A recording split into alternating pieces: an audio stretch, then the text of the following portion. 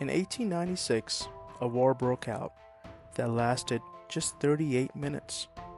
One man defied the world's most powerful empire, and by the time breakfast was over, a palace was in flames, 500 people were dead, and the nation had changed forever. This is the story of the shortest war in history and why it still matters. Now let's set the stage. The year is 1896. We're in Zanzibar, a semi-independent island off the coast of East Africa, strategically located, insanely wealthy from spice trade, and under British protection. Emphasis on quotation marks. But Britain wasn't the only one sniffing around. The Germans had colonial ambitions nearby. The French were eyeing trade routes, and Zanzibar was a shiny coin in this colonial tug-of-war. Now, the Sultan of Zanzibar, Hamad bin Tuwaini, was a British ally. Convenient, compliant, and cooperative. But on August 25th, 1896, he suddenly dies. Poison? Maybe. But within hours, his cousin, Khalid bin Burgash, seizes a palace and declares himself Sultan. And of course, without British approval. This was a huge mistake.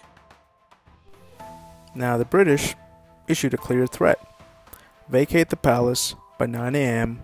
or we will open fire. Khalid, he of course refused. He barricaded himself with nearly 3,000 supporters and artillery pointed at the harbor. But the problem is, the harbor already has British warships waiting.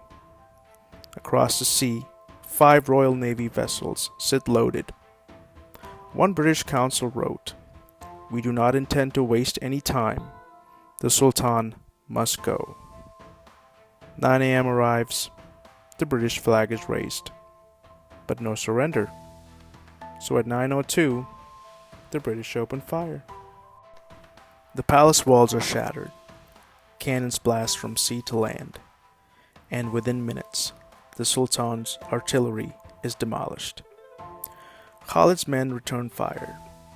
Well, sort of. But their weapons are ancient. Some literally jam mid-battle.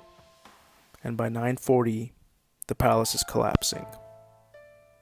Well, what about Khalid? He's gone. He fled through the back door to the German consulate in his pajamas. And I'm not making that up. Now the British troops walk in, and the war is over. The final death toll. The British side, 1 injured. Zanzibar, 500 killed or wounded. And it lasted only 38 minutes. Zanzibar was now fully under British control. A puppet sultan was installed. But here's where it gets deeper. This moment marked the official start of direct British imperial rule on the island, the end of native sovereignty, and a redrawing of colonial influence across East Africa. Khalid, he lived in exile for years, never tried again. But this tiny war signaled a clear message: defy the empire, and it won't take long to erase you.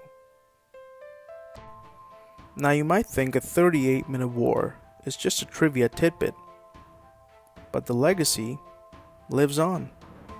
Today, Zanzibar is part of Tanzania, formed decades later after colonial rule unraveled. Its people still grapple with identity, autonomy, and memory of empire. And this war, it reminds us that sometimes the most important turning points happen in the blink of an eye. One man's power grab, one empire's warning shot, one war shorter than a sitcom episode. And yes, seriously, that happened.